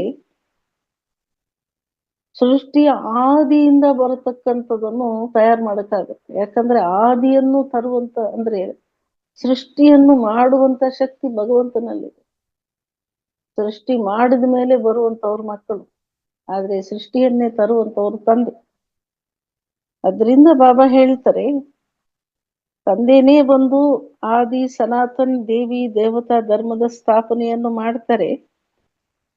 ಇದರಲ್ಲಿ ಭಾಗವಹಿಸುವ ಆತ್ಮರು ತಮ್ಗೆ ಆದ ಶರೀರವನ್ನು ತಗೊಂಡು ಪಾತ್ರ ಮಾಡ್ತಾರೆ ಆದಿಯಿಂದ ಅಂತ್ಯವರೆಗೂ. ಆದ್ರೆ ತಂದೆ ಆ ಧರ್ಮವನ್ನು ಸ್ಥಾಪನೆ ಮಾಡ್ಲಿಕ್ಕೆ ಈ ಸಾಕಾರ ಸೃಷ್ಟಿಗೆ ಬರಬೇಕು. ಆ ಕಾರ್ಯ ಮಾಡ್ಲಿಕ್ಕೆ ಅವರು ತನಗಾಗಿ ಒಂದು ಶರೀರವನ್ನು ಪಡ್ಕೊಳ್ಳೋದೇ ಇಲ್ಲ. ಅದರಿಂದ ಆತ್ಮಲೋಕದಲ್ಲಿದ್ರೂ ಅವರು ನಿರಾಕಾರನೇ. ಸಾಕಾರದಲ್ಲಿ ಬಂದು ಪಾತ್ರ ಮಾಡಿದ್ರು, ತನಗಾಗಿ ಒಂದು ಫ್ಯಾಮಿಲಿ, ತನಗಾಗಿ ಒಂದು ಕಮಿಟ್ಮೆಂಟು, ತನಗಾಗಿ ಒಂದು ಶರೀರ, ತನಗಾಗಿ ಕೆಲವು ಸಂಬಂಧಿಗಳು, ಈ ರೀತಿ ಅವ್ರಿಗೆ ಪಾರ್ಟೇ ಇಲ್ಲ. ಅದರಿಂದ ಎಲ್ಲಿದ್ರು ಅವರು ನಿರಾಕಾರ ಮಾತ್ರವೇ, ಒಬ್ಬರೇ ಅಪಾರ್ಟ್ ಮಾಡೋದು. ಬೇರೆ ಎಲ್ಲರೂ ಕೂಡ ತನ್ನದೇ ಆದ ಶರೀರ ತಗೊಂಡು ತನ್ನದೇ ಆದಂತ ಪಾರ್ಟ್ ಅನ್ನು ಮಾಡ್ತಾರೆ. ಹದ್ದಿನ ಒಂದು ಪಾರ್ಟ್ ಅನ್ನೇ ಮಾಡ್ತಾರೆ. ಕೃಷ್ಣ ಬಂದ ಅಂದ್ರೆ ಏನ್ ಮಾಡಿದ? ಪಾಂಡವರ ಜೊತೆಯಲ್ಲಿದ್ದು ಕೌರವರನ್ನು ಬೀಳಿಸಿದ. ಪ್ರಪಂಚ ಅಷ್ಟೇ ಇತ್ತೇನು? ಬರೀ ಒಂದು ಹಸ್ತಿನಾಪುರವೇ ಪ್ರಪಂಚವೇನು? ಹಸ್ತಿನಾಪುರನೇ ಪ್ರಪಂಚವ? ಕೃಷ್ಣ ಇದ್ದಾಗ ಬೇರೆ ದೇಶಗಳೆಲ್ಲ ಇತ್ತಲ್ವಾ? ಬರೀ ಈ ಒಂದು ಕುಟುಂಬದ ಒಂದು ಪ್ರಾಬ್ಲಮ್ ಏನಿತ್ತು, ಒಂದು ರಾಜ್ಯದ ಪ್ರಾಬ್ಲಮ್, ಅದನ್ನ ಮಾತ್ರ ತೀರ್ಸಕ್ ಬಂದ ಅಂದ್ರೆ ಪ್ರಪಂಚ ಅಷ್ಟರಲ್ಲೇ ಇತ್ತ? ಆಗ ಬೇರೆಯವ್ರಿಗೆಲ್ಲ ಏನ್ ಮಾಡಿದಂಗಿದೆ ಕೃಷ್ಣ? ಈಗ ರಾಮ ಬಂದು ಏನ್ ಮಾಡಿದ? ಪ್ರಪಂಚಕ್ಕೆ ಏನ್ ಮಾಡಿದ? ರಾಮನ ಚರಿತ್ರೆಯಲ್ಲಿ ಪ್ರಪಂಚಕ್ಕೆ ಏನಾದ್ರು ಮಾಡಿದ್ದ ತರ ಇದೆಯಾ? ಅವನು ಅಯೋಧ್ಯೆಯ ರಾಜನಾಗಿದ್ದ, ತನ್ನ ಪ್ರಜೆಗಳನ್ನು ಈ ರೀತಿ ನೋಡ್ಕೊಳ್ತಾ ಇದ್ದ.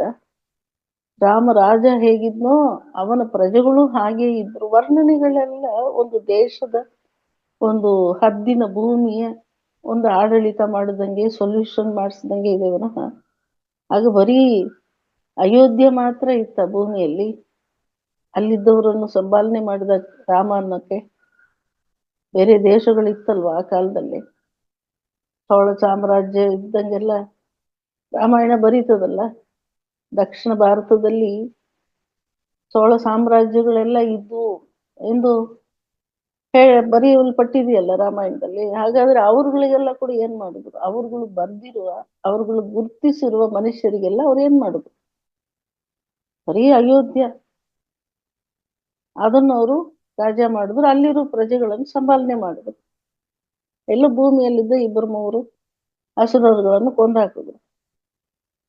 ಅಷ್ಟೇ ಅಲ್ವಾ? ಕೃಷ್ಣನ ಚರಿತ್ರೆ ಅದೇ ಅಲ್ವಾ? ಕಂಸ, ಜರಾಸಂಧ, ಶಿಶುಪಾಲ, ಕೇಶಿಕ, ಈ ಒಂದು ಕೆಲವರನ್ನು ರಾಕ್ಷಸರುಗಳನ್ನು ಕೊಂದ ಅಂತ ಇದೆ. ಸ್ವಲ್ಪ ಸ್ವಲ್ಪ ವಿಷಯ, ಹದ್ದಿನ ವಿಷಯನೇ ಇರೋದು ಅವ್ರದ್ದೆಲ್ಲ.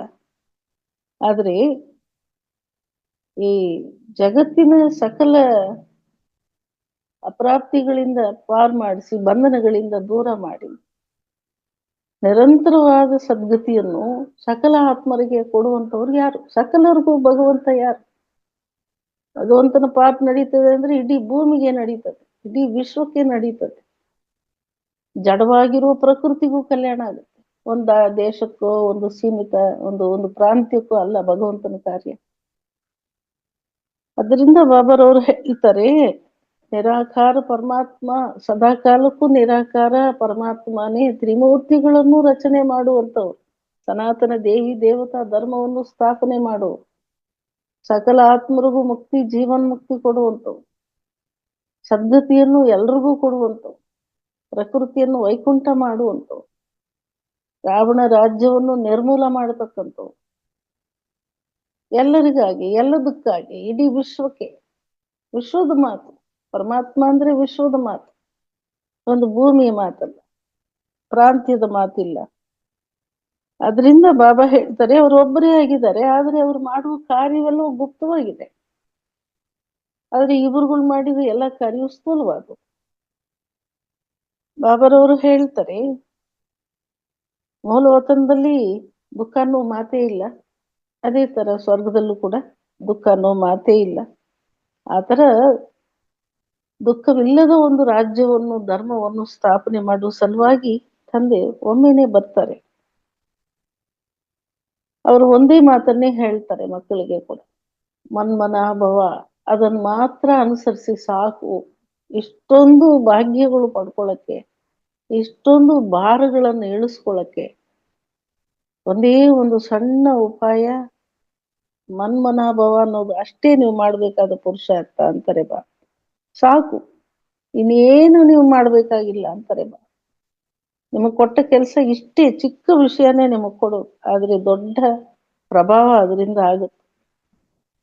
ಬಾಬಾ ಹೇಳ್ತಾರೆ, ತಂದೆಯನ್ನು ಪಡ್ಕೊಂಡೆ ಅಂದ್ರೇನೆ ಅರ್ಥ ಏನು? ತಂದೆ ಆಸ್ತಿಗೆ ಹಕ್ಕುದಾರ ಆಗೇ ಬಿಟ್ಟೆ ಅಂತ ಅರ್ಥ ಅಂತಾರೆ ಬಾ.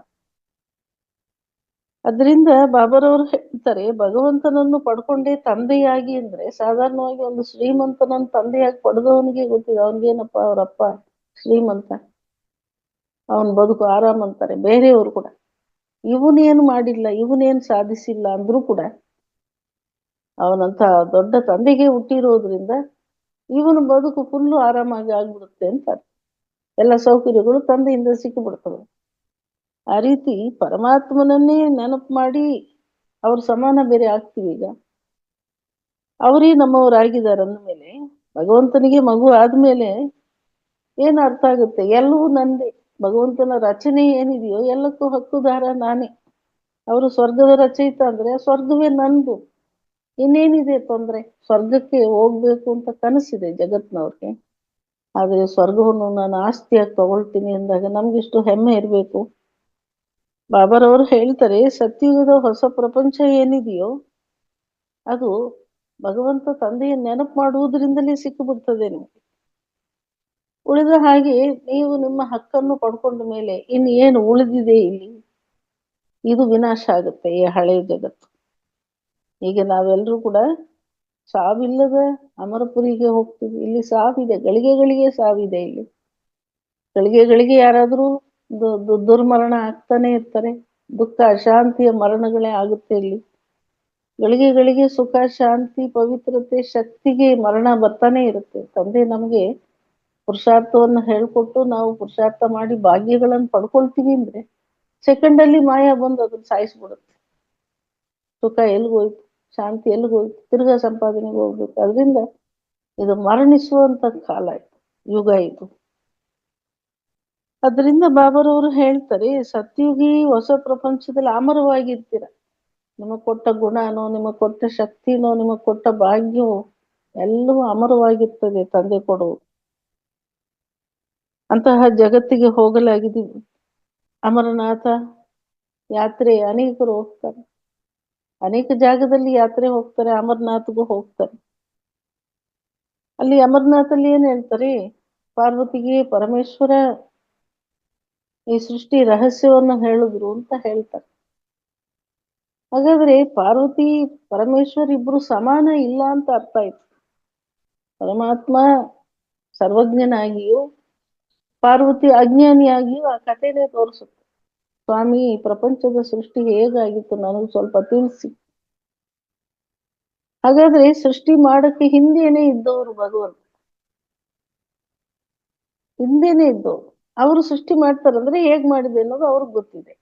ಆ ಟೈಮಲ್ಲಿ ಪಾರ್ವತಿ ಇಲ್ಲ ಅನ್ಸುತ್ತೆ, ಸೃಷ್ಟಿ ಆದ್ಮೇಲೆ ಬಂದಿರ್ಬೇಕು. ಅದರಿಂದ ಅವಳು ಅಜ್ಞಾನಿಯಾಗಿ ನನಗೆ ಇದ್ರ ಬಗ್ಗೆ ತಿಳಿಸಿ ಎಂದು ಕೇಳ್ತಾಳೆ. ಆಗ ಇಬ್ಬರು ಸಮಾನ ಹೆಂಗಾದ್ರು? ಒಬ್ಬ ಅಜ್ಞಾನಿ, ಒಬ್ಬರು ಸರ್ವಜ್ಞ. ಅಮರವಾದ ಕತೆ ಈ ಪಾರ್ವತಿಗೆ ಇರೋದು, ಅದನ್ನ ಅವಳು ಮರ್ತು ಬಿಟ್ಟಿದ್ದಾಳೆ. ತಿರ್ಗಾ ಅವಳಿಗೆ ನೆನಪು ಮಾಡಿಸ್ಬೇಕು, ಮಡಿಲಿನಲ್ಲಿ ಕೂರಿಸ್ಕೊಂಡು ಹೇಳ್ಕೊಟ್ರು ಅಂತ ಇದೆ. ಶಿವ ತನ್ನ ಮಡಿಲಿನಲ್ಲಿ ಪಾರ್ವತಿಯನ್ನು ಕೂರಿಸ್ಕೊಂಡು ಅಮರಕತೆ ಹೇಳಿದ್ರು ಅಂತ. ಮಗುವನ್ನು ತಾನೇ ಮಡಿಲಿನಲ್ಲಿ ಕೂರಿಸ್ಕೊಂಡು ಕತೆ ಹೇಳುವುದು ಸಂಪ್ರದಾಯ ಇರೋದು. ಹೆಂಡತಿಗೆ ಕತೆ ಹೇಳ್ಬೇಕಾದ್ರೆ ಮಡಿಲಿನಲ್ಲಿ ಕೂರಿಸ್ಕೊಳ್ತಾರೆ. ಮೊದಲು ಕತೆ ಹೇಳ್ಬೇಕಂದ್ರೆ ಮಕ್ಕಳಿಗೆ ಹೇಳ್ತೀವಿ, ತಂದೆ ತಾಯಿ ಕತೆ ಹೇಳ್ತಾರೆ, ತಾತ ಕತೆ ಹೇಳ್ತಾರೆ ಮಡಿಲಿನಲ್ಲಿ ಕೂರಿಸ್ಕೊಂಡು. ಆಗ ಅವಳು ಮಗು ಆದಳು ಅನ್ನೋದು ಅರ್ಥ ಆಗ್ಬೇಕು. ಎಷ್ಟು ಜನ ಹೋಗ್ತಾರೆ, ಆದ್ರೆ ಯಾರಿಗಾದ್ರೂ ಸತ್ಯ ರಹಸ್ಯ ಏನು ಅನ್ನೋದು ಗೊತ್ತಿದೆ? ಎಲ್ಲ ಬರೀ ಏನೇನೋ ಬರುದು, ಏನೇನೋ ಕತೆಗಳನ್ನು ಜೋಡಿಸಿ ಅದಕ್ಕೆ ಏನೋ ಭಜನೆ ಮಾಡ್ತಾ, ಅದಕ್ಕೇನೋ ಓಡಾಡ್ತಾ, ತಲೆ ಬಾಗ್ತಾ ಏನೋ ಮಾಡ್ತಿದ್ದಾರೆ. ಈ ಪ್ರಪಂಚವೇ ಎಂಥದ್ದಾಗಿದೆ? ಸುಳ್ಳಿನ ಪ್ರಪಂಚ, ಜೋಟಿ ಕಾಯ ಜೋಟಿ ಮಾಯಾ ಎಂದು ಬಾಬಾ ಹೇಳಿ. ಮಾಯಾ ಅನ್ನೋದೇ ಇಲ್ಯೂಷನ್, ಭ್ರಮೆ. ಇದಾಗಿರ್ಬೋದು, ಅದಾಗಿರ್ಬೋದು, ವೇದಗಳಲ್ಲೇ ನೋಡ್ಬೋದು ಈ ಇಲ್ಯೂಷನ್ ಅನ್ನು. ಅವ್ರು ಇವತ್ತು ಹೇಳ್ತಾರೆ ವೇದಗಳನ್ನು ತಿರ್ಗ ಜಗತ್ತಿಗೆ ತರಬೇಕು, ವೇದ ಸಂಪ್ರದಾಯದಲ್ಲಿ ಎಲ್ಲರೂ ಬರ್ಬೇಕು, ಮುಖ್ಯವಾಗಿ ಭಾರತೀಯರು. ಘೋಷಣೆ ಶುರುವಾಗಿದೆ ಈಗ. ಆದ್ರೆ ವೇದನೇ ಹೇಳುತ್ತೆ ನಮ್ಗೇನು ಗೊತ್ತಿಲ್ಲ ಅಂತ. ಆಗ ಗೊತ್ತಿಲ್ಲದೆ ಇರೋ ಮನುಷ್ಯರು ಬರ್ದಿರೋ ವಿಷಯಗಳನ್ನ ಯಾಕೆ ಹರಡ್ಬೇಕು ಜಗತ್ ಪೂರ್ತಿ? ಅವರೇ ಅನ್ಕೊಂಡ್ರು ಬೆಳಗ್ಗೆ ನೋಡಿದ್ರೆ ಏನಿಷ್ಟು ದೊಡ್ಡದಾಗಿ, ಏನಿಷ್ಟು ಬೆಳಕಿದೆ ಇದ್ರಲ್ಲಿ, ಏನಿಷ್ಟು ನಮ್ಮ ಚರ್ಮವನ್ನೇ ಸುಟ್ಟಾಕುತ್ತೆ ಅದು. ಇಂಥ ಒಂದು ದೊಡ್ಡ ಪವರ್ ಆಗಿದೆ. ಇದೇ ಭಗವಂತ ಇರ್ಬೋದಾ? ಇದು ಇರ್ಬೋದಾ? ರಾತ್ರಿ ಆದ್ರೆ ಚಂದ್ರ ನೋಡುವುದು ಇದೇ ತಂಗಾಳಿ ಬೀಸಿದಂಗೆ ಒಂದು ತಣ್ಣಗೆ ಒಂದು ಕಿರಣಗಳನ್ನು ಬೀರುತ್ತೆ. ಇಡೀ ದಿನ ಇದನ್ನು ನೋಡೇ ಇಲ್ವಲ್ಲ, ಇದು ಬೇಹದ್ದಾಗಿದೆಯಲ್ವಾ? ಹಾಗಾದ್ರೆ ಇದು ಭಗವಂತನಾಗಿರ್ಬೋದಾ?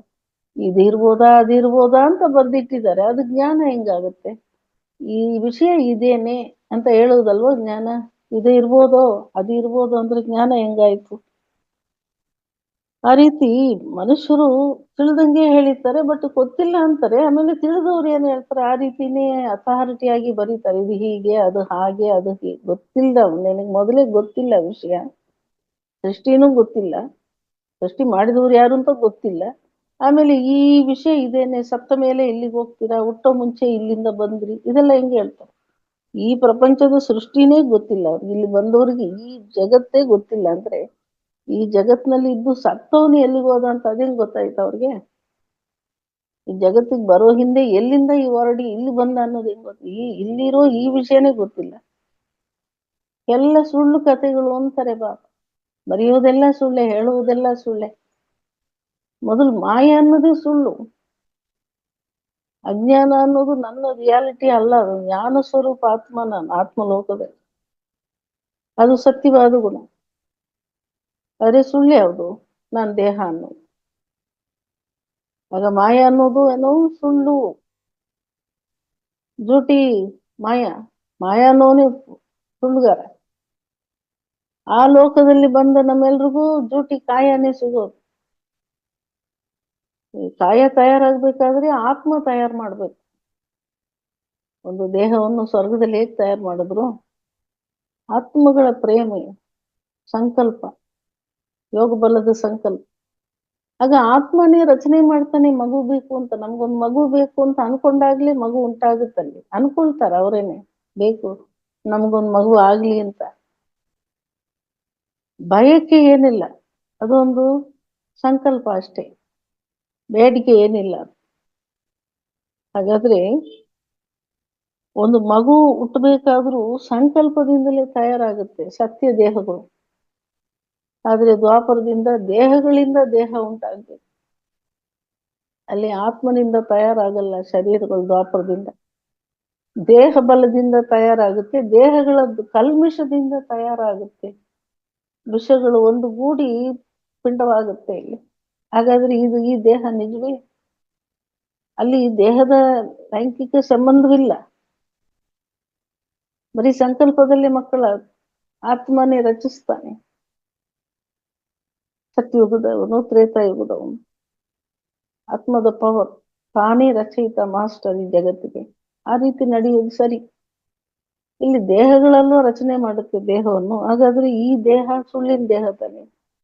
ಹೇಗೆ ತಯಾರಾಗ್ಬೇಕು ದೇಹ, ಆ ಸಿಸ್ಟಮ್ ಅಲ್ಲಿ ತಯಾರಾಗಿಲ್ಲ.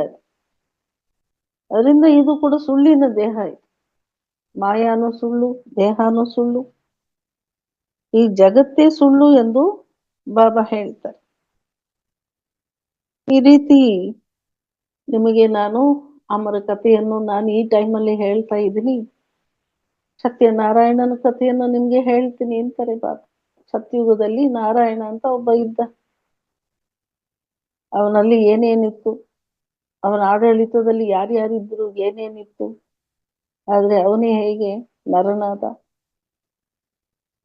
ಈ ನರ ಮತ್ತೆ ನಾರಾಯಣ ಆಗ್ತಾನೆ. ಇದು ಅಮರವಾದ ಕಥೆ. ನಾರಾಯಣ ನರ ಆಗೋದು, ನರ ಮತ್ತೆ ನಾರಾಯಣ ಆಗೋದು, ತಿರ್ಗ ನಾರಾಯಣ ನರ ಆಗೋದು, ನರ ನಾರಾಯಣ ಆಗೋದು.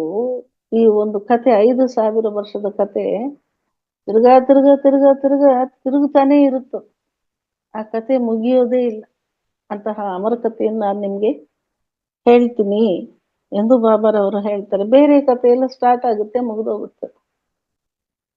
ಮಧುರಾದಲ್ಲಿ ಹುಟ್ಟದ, ಅಲ್ಲೆಲ್ಲೋ ದ್ವಾರಕಾದಲ್ಲಿದ್ದು ಆ ಕಡೆ ಹೋಗಿ ಕಾಡಲ್ಲಿ ಶರೀರ ಬಿಟ್ಟ, ಮುಗೀತು. ಸ್ಟಾರ್ಟಿಂಗ್ ಪಾಯಿಂಟ್, ಎಂಡ್ ಪಾಯಿಂಟ್ ಇದೆ.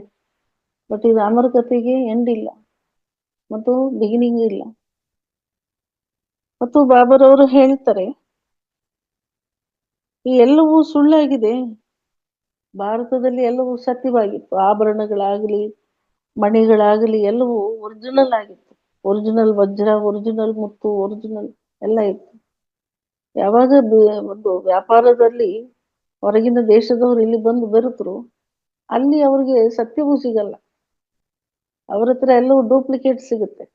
ಅದನ್ನು ಇಲ್ಲಿ ತಂದು ತನಿಖೆ ಮಾಡ್ತಾರೆ, ಹೊರಗಡೆಯಿಂದ ಬರೋರು ಅಂತಾರೆ ಬಾ. ಆ ರೀತಿ ಸತ್ಯ ಧರ್ಮ ಸ್ಥಾಪನೆ ಭಾರತದಲ್ಲಿ ನಡೀತದೆ. ಸುಳ್ಳಾದ ಧರ್ಮಗಳು ಹೊರದೇಶದಿಂದ ಬಂದು ಇಲ್ಲಿ ಮಿಕ್ಸ್ ಆಗ್ಬಿಟ್ಟಿದೆ. ಇವತ್ತು ಭಾರತೀಯರು ಅಂತ ಅನ್ಕೊಳ್ಳೋರು ಎಲ್ಲರೂ ಕೂಡ ಅನೇಕ ಭಾಷೆ, ಅನೇಕ ಮಾರ್ಗ, ಅನೇಕ ಧರ್ಮ, ಅನೇಕ ಸಿದ್ಧಾಂತ ಉಳ್ಳವರೆಲ್ಲ ಬೆರೆತು ಬಿಟ್ಟು ಜಗತ್ತು ಪೂರ್ತಿ ಎಲ್ಲವೂ ಸುಳ್ಳೇ ಸುಳ್ಳು. ಸುಳ್ಳಿನ ಕಾಡಾಯ್ತು ಈ ಮಾಯಾ ಪ್ರಪಂಚ. ಹೇಗೆ ಮುತ್ತುಗಳು ಭಾರತದಲ್ಲಿ ಒರಿಜಿನಲ್ ಇರುತ್ತೆ, ಬೇರೆ ಕಡೆ ಇರುವುದು ಎಲ್ಲ ಡೂಪ್ಲಿಕೇಟ್. ಅದನ್ನು ಇದ್ರ ಜೊತೆಗೆ ಮಿಕ್ಸ್ ಮಾಡಿಬಿಡ್ತಾರೆ. ಬೇರ್ಪಡಿಸೋಕೆ ಆಗದಷ್ಟು ಅದು ಈಕ್ವಲ್ ಇದ್ದಂಗೆ ರೂಪ ಇದೆ ಅದಕ್ಕೂ ಕೂಡ. ಇವೆಲ್ಲ ಹೊರಗಡೆ ದೇಶದವರು ತಂದು ಮಾರಾಟ ಮಾಡೋಕ್ಕೆ ಆರಂಭವಾಗಿ ಬೆರಿಕೆ ಆಗಿ ಹೋಗಿದೆ ಈಗ ಎಲ್ಲ ಕಡೆ. ಆದ್ರೆ ಭಾರತದಲ್ಲಿ ಸತ್ಯವಾದದ್ದೇ ಸಿಗುತ್ತೆ, ನ್ಯಾಚುರಲ್ ಆಗಿ ಸಿಗುತ್ತೆ. ಇನ್ನು ನೋಡಿದ್ರಿ, ಆ ಒಂದು ಡೂಪ್ಲಿಕೇಟು ಹರಳುಗಳು ಅಥವಾ ಮುತ್ತು ಒರಿಜಿನಲ್ಗಿಂತ ಮಿಂಚುತ್ತೆ ಅಂತಾರೆ ಬಾ. ಅದೇಗೆ ಒರಿಜಿನಲ್ಗಿಂತ ಮಿಂಚಬಹುದು ಅಂದ್ರೆ, ಆದಿ ಸನಾತನ ದೇವಿ ದೇವತಾ ಧರ್ಮದವರು ಇಲ್ಲಿ ಕೂತಿದ್ವಿ, ಸತ್ಯ ಧರ್ಮ ಸತ್ಯ ರಾಜ್ಯವನ್ನು ಆಡಳಿತ ಮಾಡಿದವರು ಕೂತಿದೀವಿ ಮರೆತು. ಆದ್ರೆ ಇವತ್ತು ನಮಗಿಂತ ಹೆಚ್ಚಾಗಿ ಡಾಮಿನೇಟ್ ಮಾಡುವಷ್ಟು ಅನೇಕ ಮಾರ್ಗಗಳು ಇದೆಯಲ್ವಾ. ಸತ್ಯಕ್ಕಿಂತ ಹೆಚ್ಚಾದ, ಈಗ ಪರಮಾತ್ಮ ಜ್ಞಾನ ಕೊಡ್ತಾರಂದ್ರೆ ಇದಕ್ಕಿಂತ ಹೆಚ್ಚಾಗಿ ಬೇರೆ ವಿಷಯವನ್ನು ಕೇಳುವುದಕ್ಕೋ ನೋಡುವುದಕ್ಕೋ ಆಸೆ ಉಳ್ಳವರಾಗಿದ್ದಾರಂದ್ರೆ, ಆಗ ಇದಕ್ಕಿಂತ ಅದು ದೊಡ್ಡ ಸುಖ ಕೊಡುತ್ತೆ ಅಂತ ಫೀಲ್ ಮಾಡ್ತಾರ. ಆದ್ರೆ ಚಂದ್ರವಂಶಿ, ಸೂರ್ಯವಂಶಿ ವಂಶಗಳೆಲ್ಲ ಬೇರೆ ಬೇರೆ. ಅದಕ್ಕೂ ಕತೆ ಹೇಳ್ಬಿಡ್ತಾರೆ, ರಾಮ ಸೂರ್ಯವಂಶ ಆಗಿದ್ದ ಅಂತ ಹೇಳ್ತಾರೆ. ಎಲ್ಲವೂ ಸುಳ್ಳಾದ ವಿಷಯಗಳನ್ನು, ಹದ್ದಿನ ವಿಷಯಗಳನ್ನು, ವಿನಾಶ ಮಾಡಿಸ್ಬೇಕಾದ ವಿಷಯಗಳನ್ನು ಈ ರಾವಣ ರಾಜ್ಯದಲ್ಲಿ ಮನುಷ್ಯರು ಮಾಡಿದ್ದಾರೆ. ಆದ್ರೆ ವಾಸ್ತವದಲ್ಲಿ ಅಮರ ಕಥೆಯನ್ನು, ಶಾಶ್ವತವಾದ ಕಥೆಯನ್ನು ಅಜ್ಞಾನದಲ್ಲಿ ಬಿದ್ದಿರುವ ಮಕ್ಕಳಾದ ಆತ್ಮರಾದ ನಿಮಗೆ ನನ್ನ ನೆನಪಿನ ಮಡಿಲಿನಲ್ಲಿ ಕೂರಿಸ್ಕೊಂಡು ನಾನು ಎಲ್ಲವನ್ನು ತಿಳಿಸ್ಕೊಡ್ತೀನಿ ಎಂದು ಬಾಬಾ ಹೇಳ್ತಾರೆ. ಅದರಿಂದ ಸತ್ಯವಾದ ತಂದೆ ನಮಗೆ ಸಿಕ್ಕಿದ್ದಾರೆ. ಸತ್ಯುಗದಲ್ಲಿ ಈಗ ಹೋಗಲಿದ್ದೀವಿ. ಅದಕ್ಕಾಗಿ ಸತ್ಯ ಜ್ಞಾನ, ಸತ್ಯ ಮಾರ್ಗವನ್ನು, ಶ್ರೀಮತವನ್ನು ತಂದೆ ಕೊಡ್ತಾ ಇದ್ದಾರೆ. ನಮ್ದೆಲ್ಲವೂ ಕೂಡ ಸತ್ಯ ಬದುಕಾಗಿದೆ. ಓಂ ಶಾಂತಿ.